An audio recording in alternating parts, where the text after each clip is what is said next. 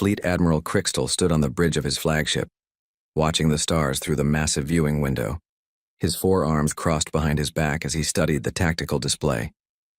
The Zephyrian war fleet stretched out before him like a deadly swarm of metal insects. 200 ships, each one capable of destroying entire planets. The Admiral's scaled skin gleamed under the bridge lights. His yellow eyes held the confidence of a warrior who had never lost a battle. In 30 years of conquest, he had brought 50 worlds under Zephyrian control. The humans would be number 51. A soft chime echoed through the bridge. Communications Officer Vexry turned toward the Admiral, her head tentacles twitching with nervousness. "Sir, we are receiving a priority transmission from the Vorthak Coalition," she said. Crixtal's expression darkened. The Vorthak were ancient beings who claimed to have watched the galaxy for thousands of years. They rarely spoke to anyone, and when they did, their words were usually unwelcome.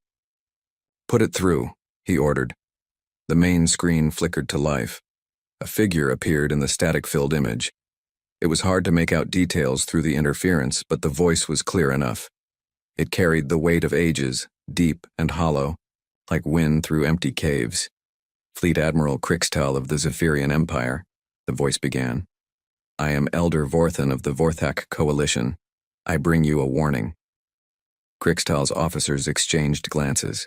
The bridge fell quiet except for the hum of ship systems.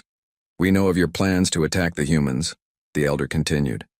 "Do not do this thing. The humans are not like other species you have conquered. They are dangerous in ways you cannot understand." The Admiral's jaw clicked in annoyance. "Explain yourself, Elder. Our intelligence shows the humans are weak. They have few ships and even fewer colonies." "Numbers do not tell the whole story," Vorthan replied. "We have observed many species across the galaxy.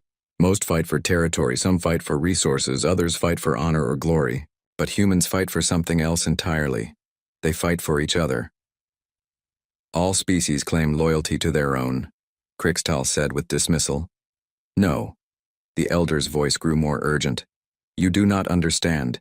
When humans are threatened, they do not calculate odds or weigh costs. They do not retreat when outnumbered. They do not surrender when defeat seems certain. They become something else entirely." The transmission grew weaker, filled with more static. Vorthan's image flickered like a dying flame. "Listen to me carefully, Admiral. If you attack the humans, they will not let you flee. They will not accept your surrender. They will hunt you across every star system until they find every last one of your kind. We have seen this before in the old records. There was another species that made this mistake long ago. They no longer exist." Crixtal felt his temper rising. His species had not conquered half the galaxy by listening to the fears of old creatures, hiding in the dark. "The Vorthak have grown weak with age," he said coldly. "You see threats where none exist. The humans will fall like all the others." "Admiral, please." Vorthan's voice was fading now. "I beg you to reconsider. Find another target. Leave the humans alone, for your own survival." The transmission cut to static, then went dark. The bridge remained silent for several moments. Finally, Navigation Officer Zethak spoke up. "Sir, should we alter course?" Crixtal turned from the screen, his expression hard as stone. "No. We continue as planned. The Vorthak have been hiding in their shadows for too long. They have forgotten what it means to be warriors." He walked to the tactical display showing human space. It looked so small compared to the Zephyrian Empire. Only 43 colonies scattered across 30 systems. Their largest fleet had maybe 60 ships, all outdated designs. "Look at this," he said to his officers. "The humans have been spacefaring for less than a century. They use primitive weapons and basic shields. Half their colonies have no military presence at all." His tactical officer, Commander Yerikson, nodded eagerly. "The conquest should take no more than a few weeks, sir. Perhaps less." "Exactly," Crixtal agreed. "The High Command chose this target because it would be easy. A demonstration of power to keep the other species in line. The humans will serve as an example of what happens to those who resist the Empire." He pulled up the battle plan on the main display. Red arrows showed the attack routes. The first target was a small farming colony called New Austin. located near the edge of human space. We hit New Austin first, he explained to his staff. It has minimal defenses and about 50,000 colonists. We capture it quickly, then broadcast the surrender demands to all human worlds. When they see how easily we took their people, they will give up without a fight. The other officers made sounds of agreement. It was a good plan, proven in dozens of previous campaigns. What, about the Vorthak warning, sir? Communications Officer Vexry asked quietly. Krikstal's eyes narrowed. The Vorthak are relics from a bygone age. They speak of ancient records and old fears because they have forgotten how to act in the present. We are the Zephyrian Empire. We have conquered worlds that were older and stronger than humanity will ever be. He gestured toward the fleet display. 200 of our finest warships against a handful of human patrol craft. The outcome is already decided. Deep in his quarters that night, Krikstal reviewed the intelligence reports on human military capabilities. Their ships were indeed primitive by Zephyrian standards. Chemical rockets instead of plasma drives, kinetic weapons instead of energy cannons. Their armor was simple metal alloys, not the advanced crystalline matrices used by the Empire. But something in the cultural analysis reports gave him pause. The humans seemed to have an unusual attachment to their military history.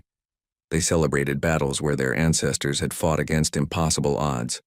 They told stories of small groups holding off much larger forces. They had something. They called heroes who died rather than surrender. Still, Krikstal reasoned, every species had its myths and legends.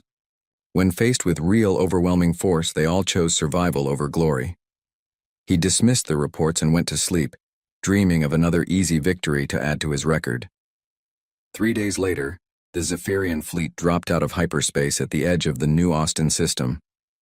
The small human colony sat undefended before them, just as intelligence had predicted. Begin the attack, Admiral Krikstal ordered.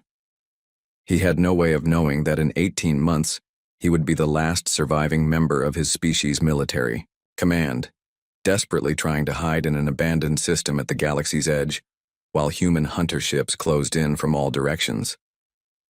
The warning had been ignored.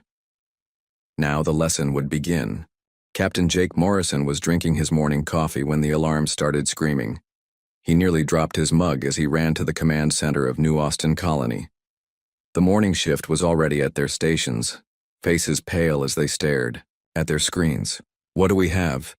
Jake asked his communications officer. Lieutenant Amy Patterson looked up from her console, her hands shaking slightly.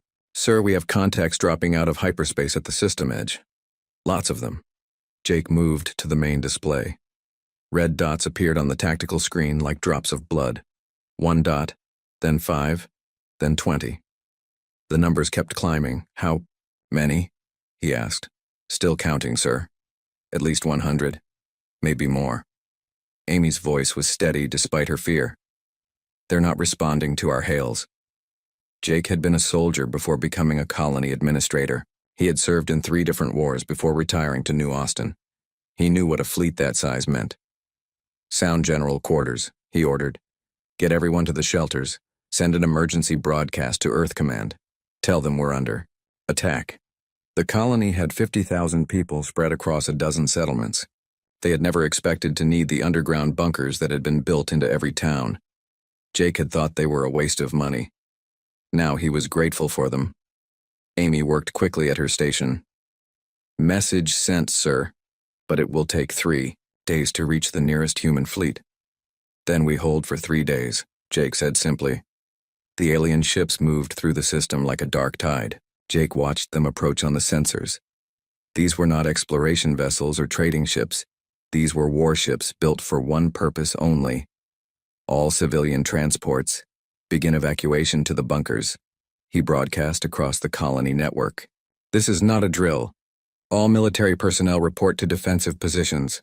New Austin was not a military world, but like all human colonies, it had basic defenses. Orbital platforms with missile launchers, ground-based laser batteries, a small patrol fleet of 6 ships. Jake knew it would not be enough, but he also knew they would try anyway. The attack began 2 hours later. The alien ships opened fire from long range, their weapons lighting up space like deadly fireworks. The orbital platforms fired back, their missiles streaking toward the enemy fleet. Most of the missiles were shot down, but a few got through. Jake watched 2 alien ships explode on his screen. It was not much, but it was something. "Sir, they're launching fighters," Amy reported. "Hundreds of them." The alien fighter craft swarmed toward the colony like angry insects. Jake's 6 patrol ships moved to intercept them. The battle was brief and violent.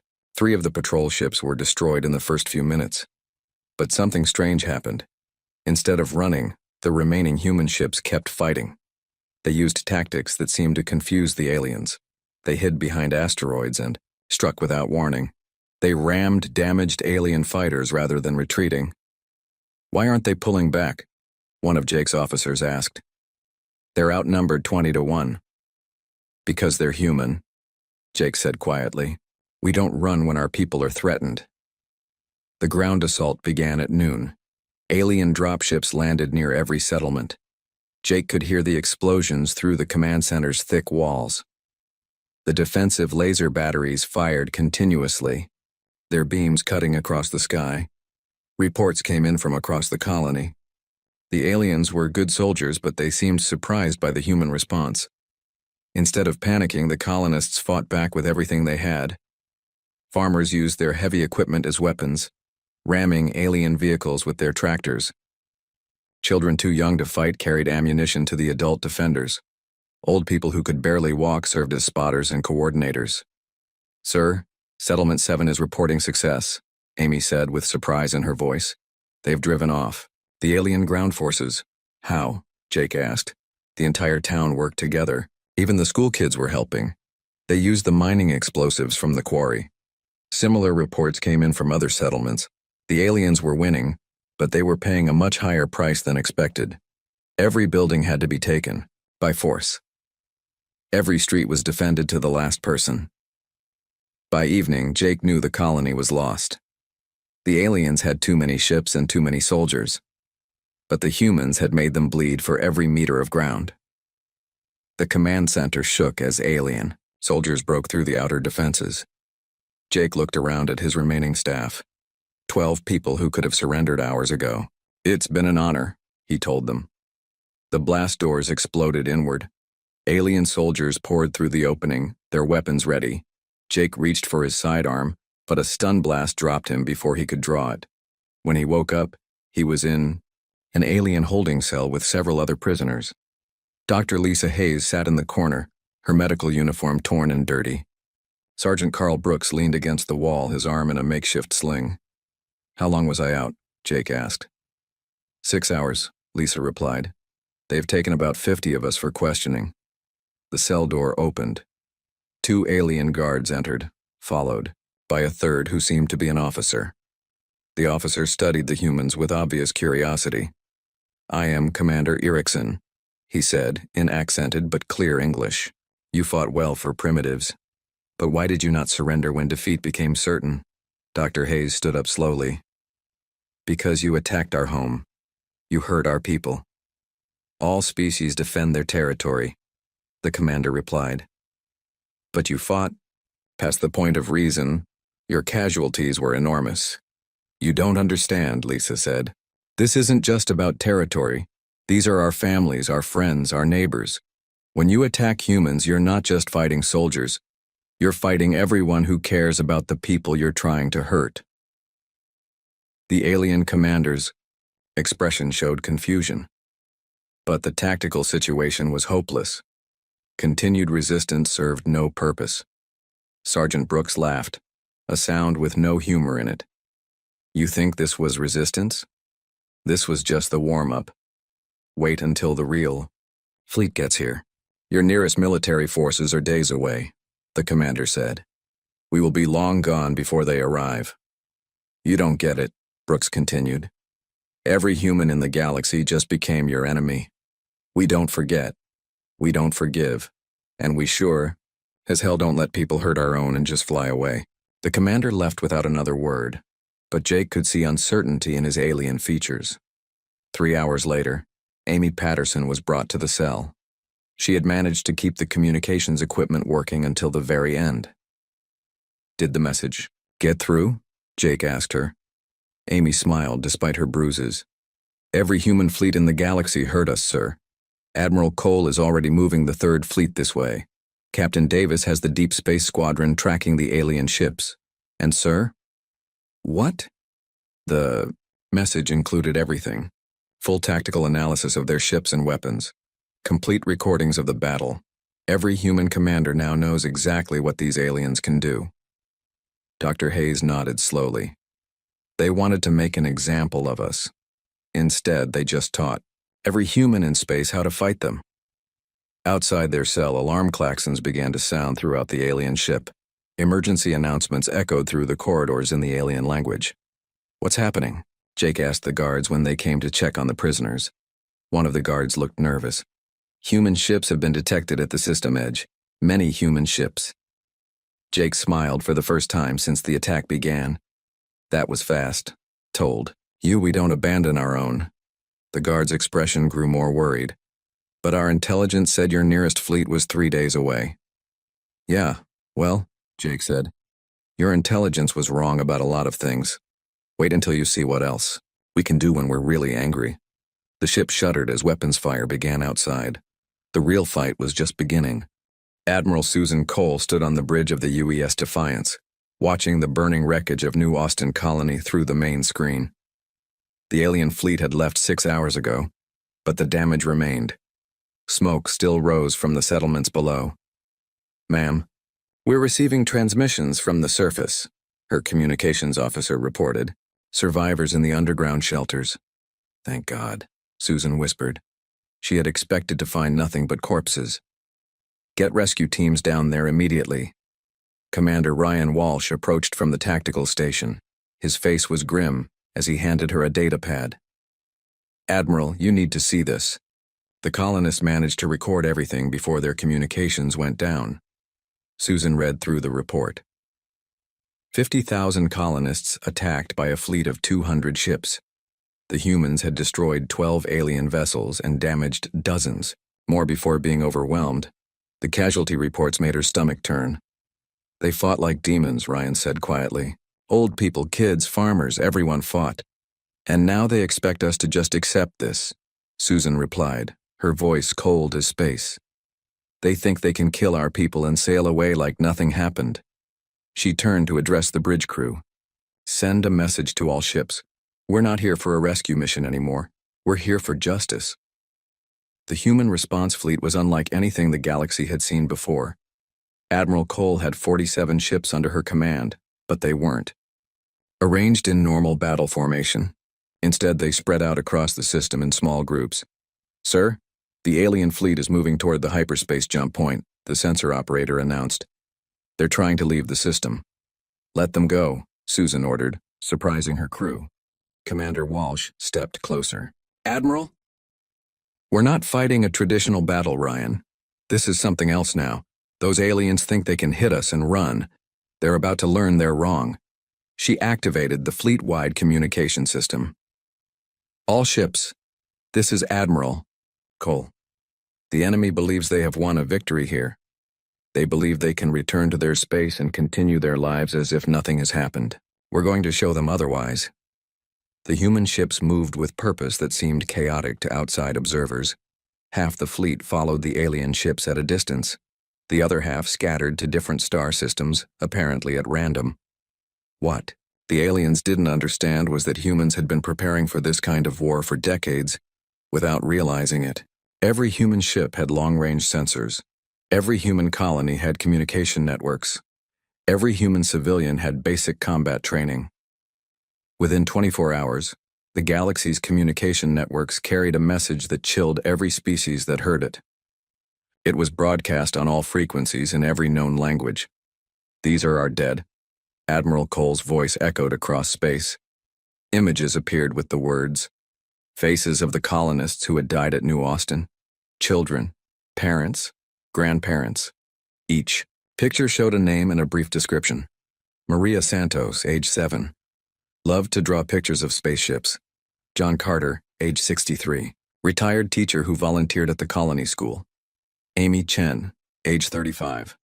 Doctor who delivered 42 babies on New Austin. The list went on for hours. Every single person who had died was named and remembered. The message ended with a simple statement. We will have justice for each one.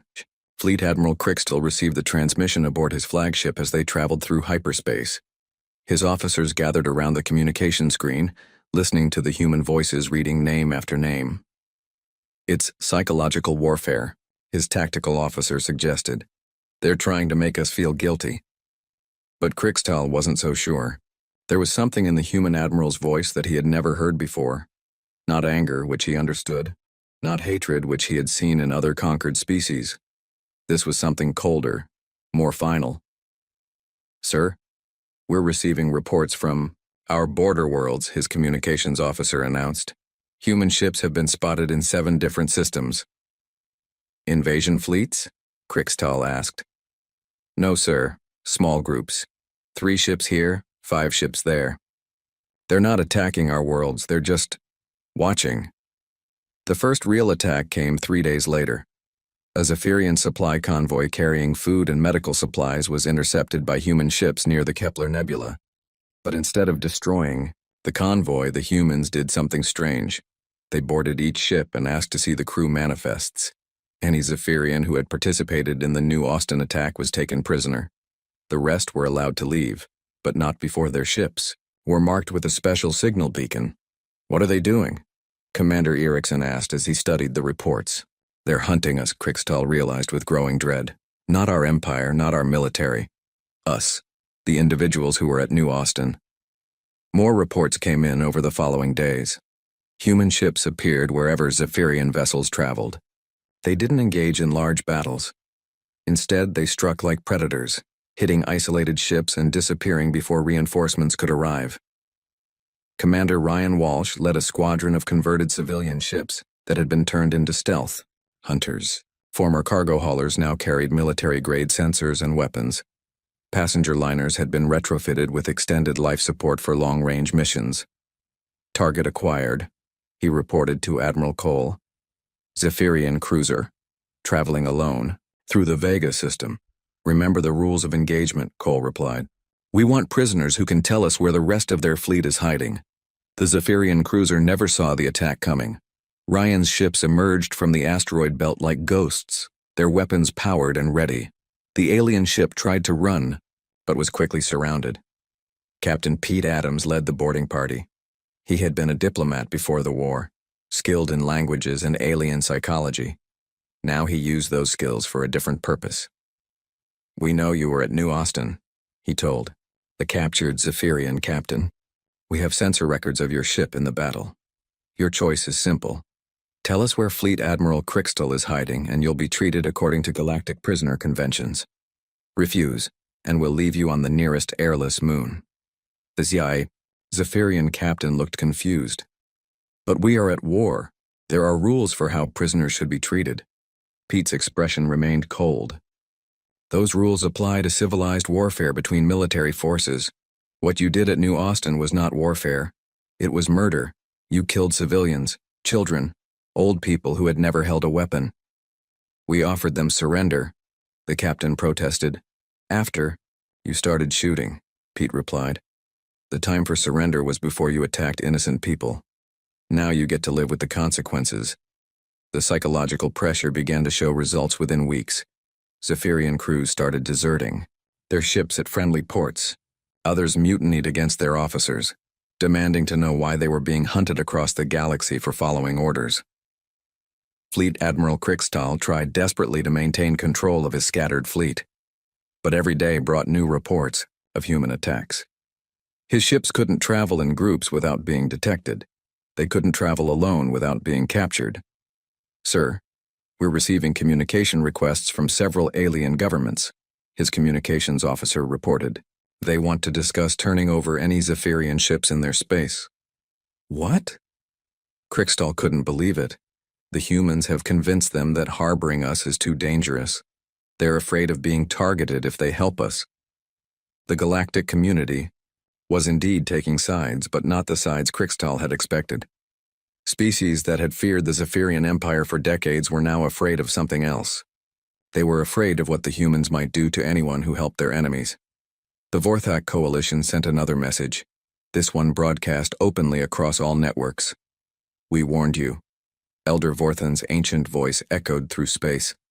We told you the humans were different. Now you see the truth. They do not fight like other species. They do not make war like other species. They have turned their entire civilization into a weapon pointed at your heart. Admiral Cole received regular reports from her scattered fleet. Human ships were now operating in over 30 star systems, tracking down individual Zephyrian vessels and their crews. Admiral, Commander Walsh reported during their daily briefing, we've accounted for 60% of their original fleet. Most are captured or destroyed. And the other 40%? Running, hiding. Some have tried to surrender to neutral worlds, but no one will take them. The whole galaxy knows what happens to anyone who helps them. Susan looked at the star charts showing the locations of known Zephyrian ships. Red dots scattered across hundreds of light years, each one representing enemies who thought they could kill humans and escape justice. Time to tighten the net, she said. Send orders to all hunting groups. No more delays, no more mercy. Find every last one of them. The hunt was entering its final phase, and the Zephyrians were beginning to understand what the Vorthak Elder had tried to tell them. When you make an enemy of humanity, there is nowhere in the galaxy you can hide. 6 months had passed since the attack on New Austin, and the galaxy had changed. What everyone now called the human hunt had become the most talked about event in known space. Trade routes shifted to avoid areas where human hunter ships operated. Entire star systems went quiet when human vessels were detected nearby. Captain Rachel Davis stood on the bridge of her converted cargo ship, the Deep Tracker, studying sensor readings from the edge of the Horsehead Nebula. Her ship had once carried grain and manufactured goods between human colonies. Now it carried advanced tracking equipment and enough weapons to take on a cruiser. Got something, Captain, her sensor operator called out. Lieutenant Mike Torres had been a civilian electronics technician before the war. Now he could track a ship's hyperspace wake across 3 star systems.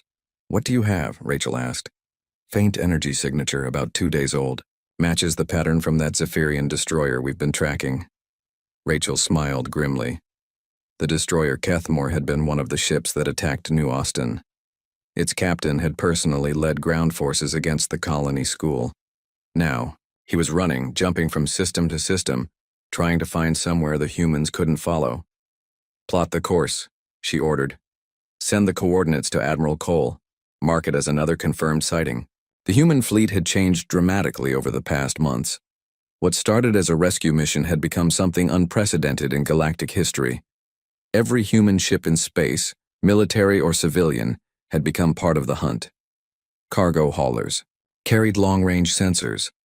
Passenger liners had been converted into mobile command centers. Even small private ships joined hunting groups, serving as scouts and communication relays. But the most dramatic change was on the human worlds themselves. Every colony had transformed into a military base. Children learned to read sensor displays alongside their regular schoolwork. Adults worked in weapons factories during the day and trained for combat at night. Admiral Susan Cole had established her command center on the human colony of Kepler Prime. The planet's entire industrial capacity now focused on building ships and weapons. The civilian government had voluntarily turned over control to the military. Admiral, we have the daily reports, Commander Ryan Walsh announced as he entered her office. Susan looked up from the holographic display showing ship positions across human space. Red dots marked confirmed Zephyrian locations. Yellow dots showed possible sightings. Green dots were human hunting groups. How many today? She asked. 7 more confirmed captures. The group led by Captain Davis found that destroyer we've been tracking. Captain Wilson's squadron cornered 3 fighters near the Centauri system. Prisoners? Some. Most of them are too scared to fight anymore. They surrender as soon as they see our ships. Susan nodded. The psychological warfare was working better than she had hoped. Word had spread through the Zephyrian fleet that humans didn't kill prisoners who cooperated, but those who resisted or tried to escape faced a different fate. What about Fleet Admiral Kriegstahl? She asked. Still no confirmed sighting. Our intelligence suggests he's hiding somewhere in the outer rim, but he's moving constantly. Susan studied the tactical display. Of the original 200 Zephyrian ships, only 37 remained unaccounted for. Most of those were damaged and running on minimal power to avoid detection. Admiral, Ryan continued, we're getting reports that some Zephyrian crews are trying to hide among refugee populations on neutral worlds. And the planetary governments are turning them over to us. No one wants to risk harboring them. This was perhaps the most remarkable development of the entire conflict. The human hunt had convinced most of the galaxy that helping the Zephyrians was too dangerous.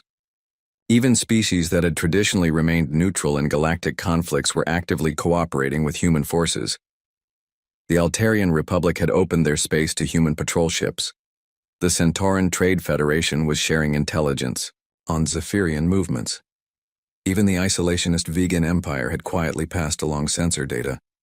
Meanwhile, thousands of light years away, Fleet Admiral Kriegstahl sat in his darkened ready room aboard his crippled flagship. The ship had been running on emergency power for 3 weeks, hiding in an abandoned system near the galactic rim. His once mighty fleet was scattered to the winds.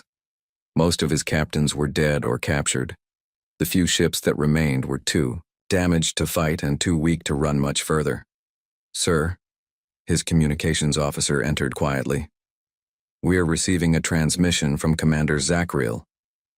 Kriegstahl looked up wearily.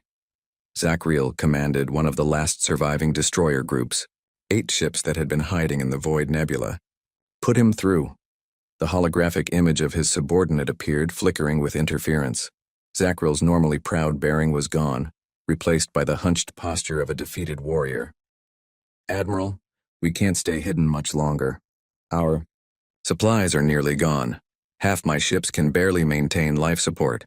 Have you found any safe harbor? Kriegstahl asked, though he already knew the answer. No, sir. Every world we approach turns us away. The humans have convinced the entire galaxy that helping us is suicide. Kriegstahl closed his eyes. How had it come to this? 6 months ago, he commanded, the most feared fleet in Zephyrian history. Now he was reduced to begging for scraps of fuel from alien merchants who spat at the mention of his name.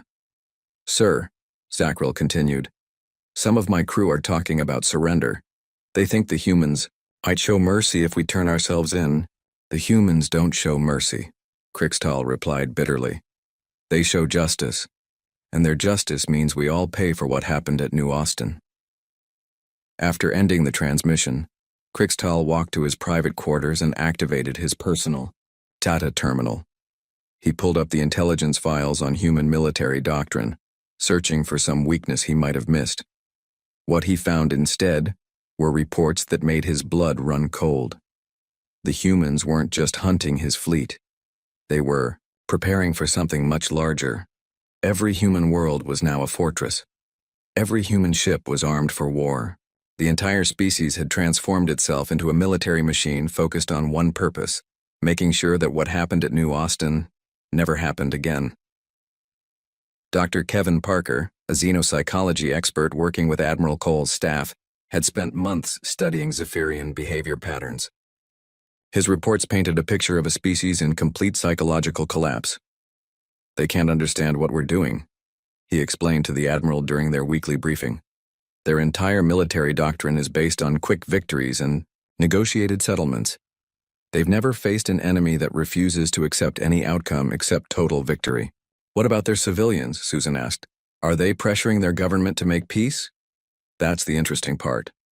Zephyrian society is highly militaristic. Their civilians expected their fleet to return home victorious with new slaves and resources. Instead, they're watching their most elite military units hunted to extinction. So their government is under pressure to end this. Yes, but they can't. Every time they try to negotiate, we give them the same answer. Total surrender of everyone involved in the New Austin attack. No conditions. No negotiations. Susan nodded. The human position had been clear from the beginning. This wasn't a war that could be ended with treaties or compromises. It was a hunt that would continue until every person responsible for the massacre was captured or dead. General Ben Foster, the coordinator of Earth's defenses, joined the briefing via holographic link. His weathered face showed the strain of months of constant preparation. "Admiral, we've received intelligence that suggests Krixtal might be planning one final attack," he reported. "On what target?" "Earth itself. Our sources suggest he thinks holding our homeworld hostage might finally force us to negotiate." Susan felt a cold smile cross her face. "Let him come. We've been preparing for this possibility since the hunt began." And indeed they had. Earth's defenses had been strengthened beyond anything in human history. Every ship that could be spared from the hunt had returned to human space. Orbital weapons platforms surrounded the planet like a deadly shell. More importantly, the human fleet was no longer scattered across the galaxy. They had been quietly concentrating their forces, using the hunt as cover for the largest military buildup in human history. Captain Rachel Davis received new orders that same day. Her hunting group was to return to Earth immediately, along with dozens of others. The message was brief but clear. "The prey is coming to us. Time to spring the trap." As human ships began their journey home, Fleet Admiral Krixtal made his decision. With only 23 ships remaining from his original fleet, he would make one last desperate gamble.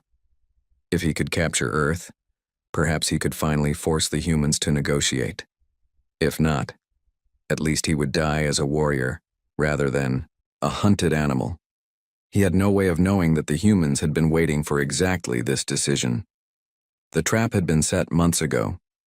Now all they had to do was wait for him to walk into it. The final battle was about to begin. Fleet Admiral Krixtal stared at Earth through the main screen of his damaged flagship.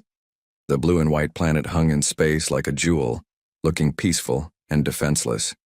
His 23 remaining ships emerged from hyperspace at the edge of the solar system, ready for the final gamble. "Sir, we're detecting orbital platforms around the planet," his sensor officer reported nervously. "How many?" 12. "No, 20, sir. The count keeps rising. There are hundreds of them." Krixtal felt his confidence waver. Intelligence reports had suggested Earth's defenses were minimal. Most human ships were supposed to be scattered across the galaxy, still hunting his scattered fleet. "Sir, we're receiving a transmission from the planet," his communications officer announced. The main screen flickered and Admiral Susan Cole appeared. She sat calmly in what looked like a command center, her expression neutral but her eyes cold as ice. "Fleet Admiral Krixtal," she said. "We've been expecting you." "Admiral Cole?" Krixtal replied, trying to sound confident. "I offer you terms. Surrender your homeworld, and I will spare your civilian population." Susan's expression didn't change. "You seem to have misunderstood something, Admiral. You're not here to attack us. You're here to be captured." Before Krixtal could respond, his sensor officer screamed out a warning. "Sir, ships decloaking all. Around us, hundreds of them." The space around Earth suddenly filled with human warships.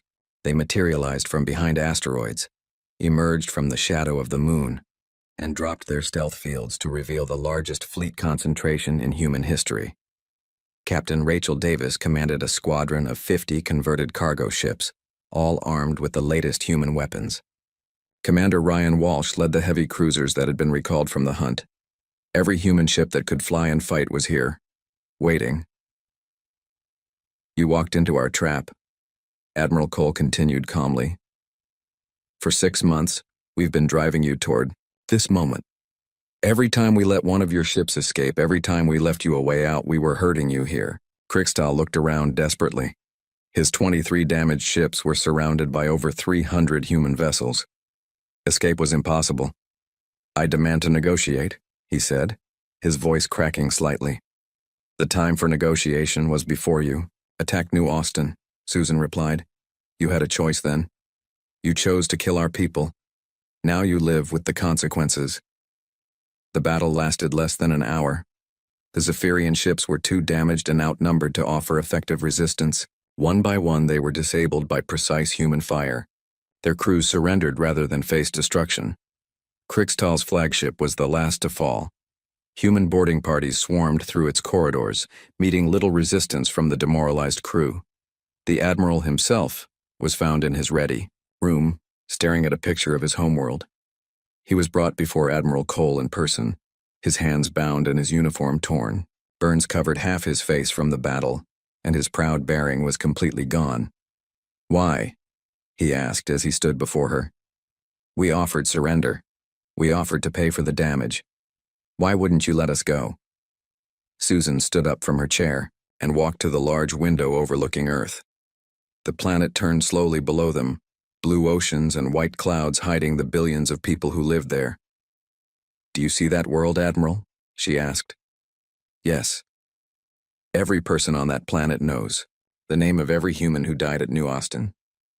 Maria Santos, age 7, John Carter, age 63, Amy Chen, age 35. We remember all of them." She turned to face him. "You didn't just attack a colony, Admiral. You didn't just capture territory or steal resources. You killed our families. You made it personal." "But we are soldiers," Krixtal protested. "We were following orders. This is how war has always been conducted." "Not with humans," Susan replied. "When you attack our people, you don't just fight our military.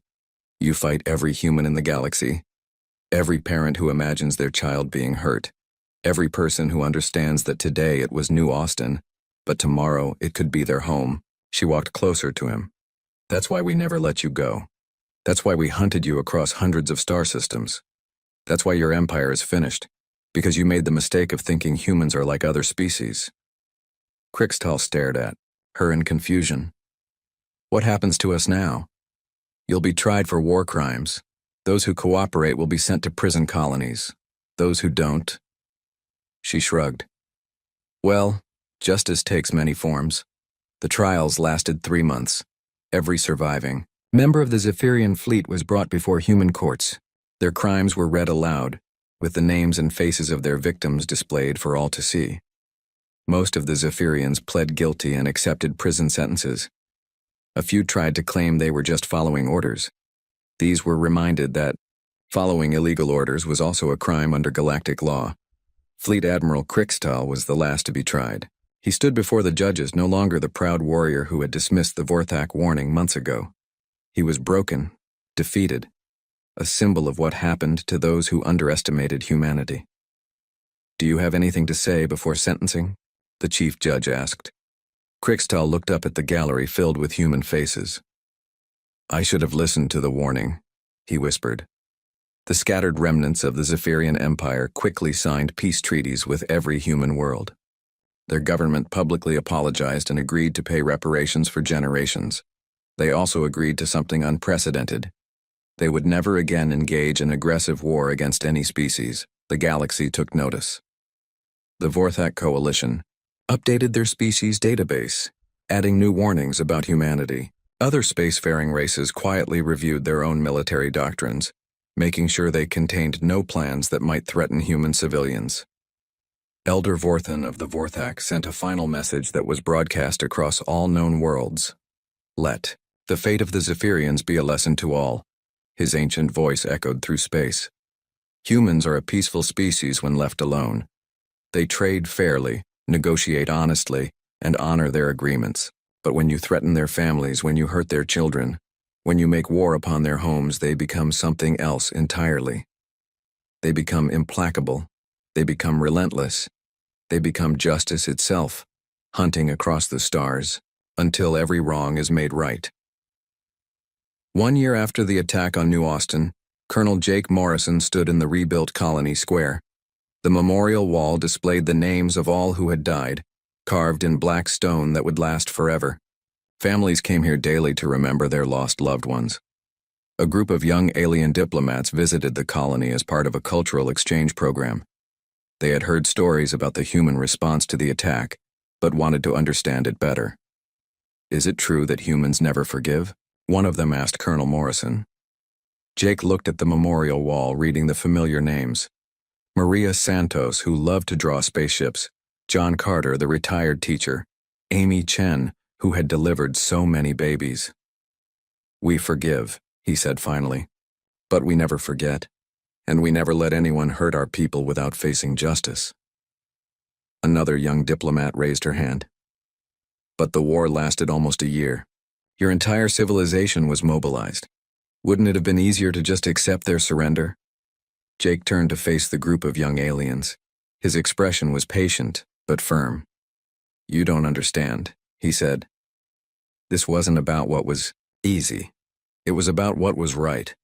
When someone attacks your family, you don't calculate costs or weigh convenience. You do whatever it takes to make sure it never happens again. He pointed to the memorial wall. Every name on that wall represents someone's child, parent, friend, or spouse. They died because Admiral Krixtal thought humans were weak. He thought we would calculate the odds and decide revenge wasn't worth the cost. He was wrong. We don't think like that. When you hurt our people, the cost doesn't matter. The time doesn't matter. The distance doesn't matter. We will find you, and we will make sure justice is served. The young diplomats exchanged glances. They were beginning to understand why the human response had shocked the galaxy. What if it happens again? One asked quietly. Jake's smile held no warmth. Then whoever does it will learn the same lesson Admiral Krixtal learned. Humans are peaceful. Humans are reasonable. Humans prefer to solve problems with words rather than weapons. He paused, looking up at the stars visible in the afternoon sky. But humans never ever let anyone hurt their families and walk away. The lesson was learned. In the years that followed, the galaxy became a more peaceful place. Not because humans were feared, but because everyone understood the consequences of threatening those they protected. The warning had been ignored once. It would not be ignored again.